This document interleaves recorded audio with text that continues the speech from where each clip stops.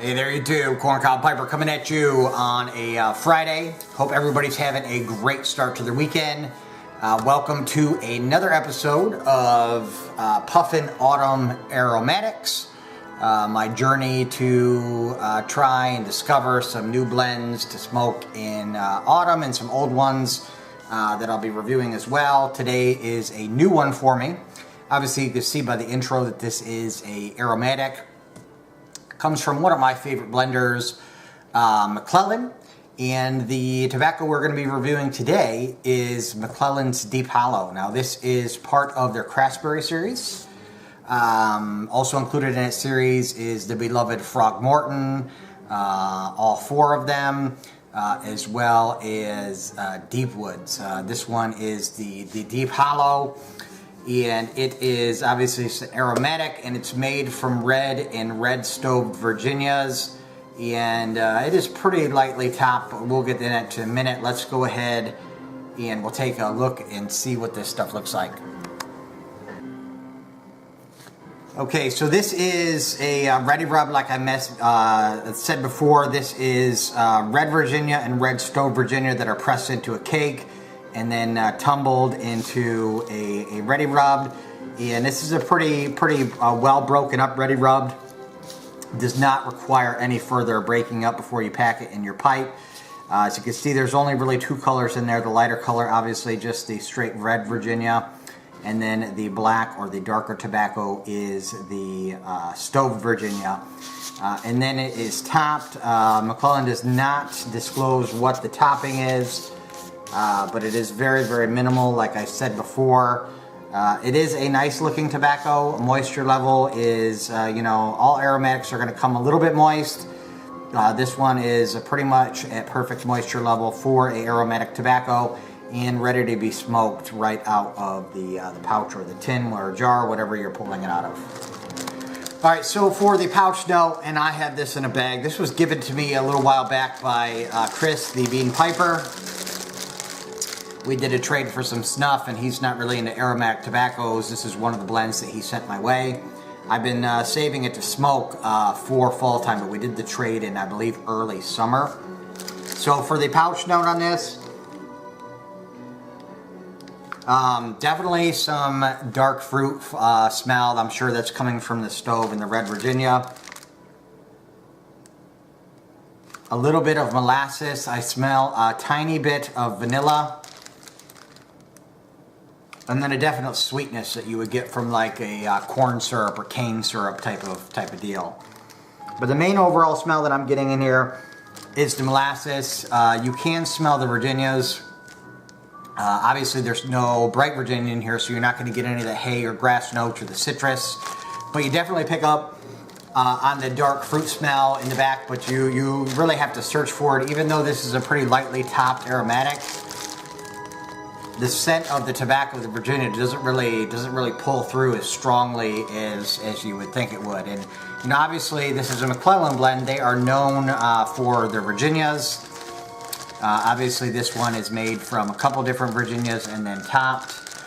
And we'll go ahead and light up here. I'm smoking it out of today from my Missouri Meerschaum Mini. This is the cherry wood. And y'all can probably guess my thoughts on this tobacco based on what I'm smoking it out of. I've already gone ahead and did two charring lights on this. This will be the third. I do have a relatively hard time getting this stuff going and also keeping it going, which is odd because it's broken up, ready rubbed pretty much into a ribbon. And the moisture level is pretty much ideal, so I'm not really sure what the deal is on getting this stuff lit and it going out quite so often during the smoking of the pipe, but it's done it to me every time, and it's doing it to me again. So that was now the fourth char light. We'll go ahead and see if we can get this going. I do find with this blend you end up with quite a bit of dottle at the bottom of your pipe. You cannot smoke the full pipe. The last quarter of the bowl pretty much becomes unsmokable. And the biggest downside of this to me is it gives me horrible tongue bite. This is now my 4th bowl, if you really want to call that a bowl. First bowl I smoked kind of aggressively. Second bowl I slowed my cadence down quite a bit, and I just was really sipping on it. Same with the third. And no matter what I seemed to do or how slow I tried to smoke it, no matter what I did, it's given me tongue bite every time. Now normally I will only give a blend 3 times to see if it will stop giving me tongue bite. Obviously this is my 4th bowl, and the only reason I'm really smoking this 4th bowl is to really just you know, smoke some of it as I'm doing the review. But for this one there's not going to be a 5th time for me, you know, just because of the whole tongue bite thing and some other things that we'll get to here in a minute. So for the taste on this, and it's gone out again.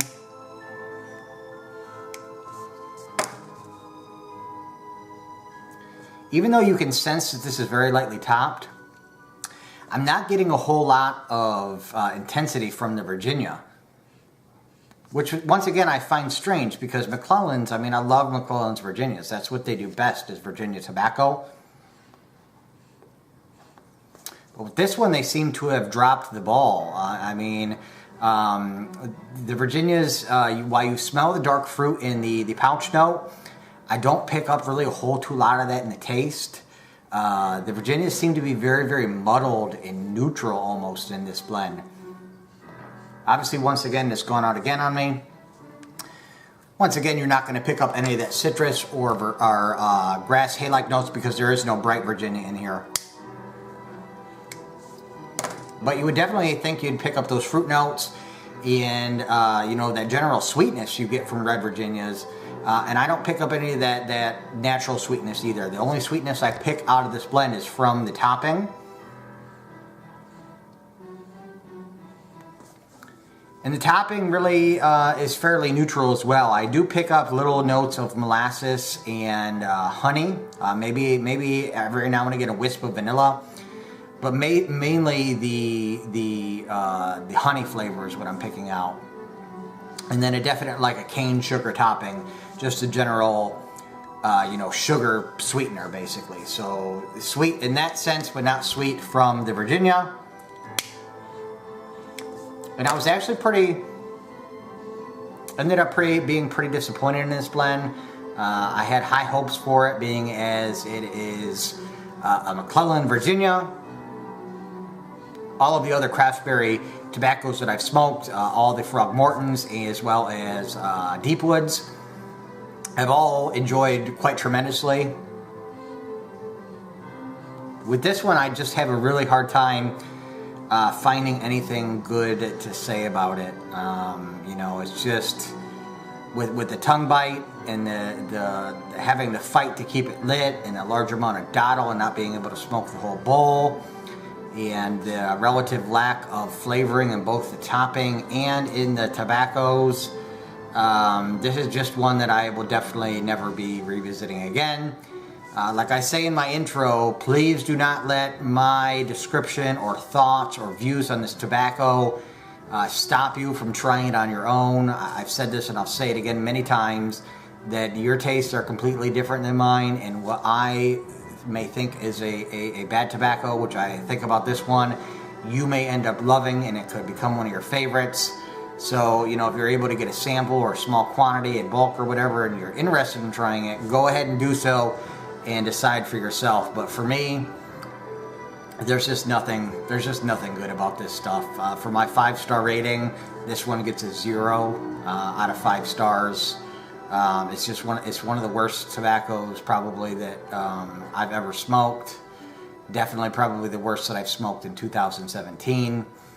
And like I said, it was a disappointment to me because I usually enjoy McClelland tobaccos quite a bit, and this one was just a fail for me, and in my opinion, a fail for them on trying to make a good tobacco, which is not. But that's my review, guys. Hope you enjoyed it. Hope definitely the next one is going to be better for this one. And the next one, I'm doing one that I'm pretty excited about. It's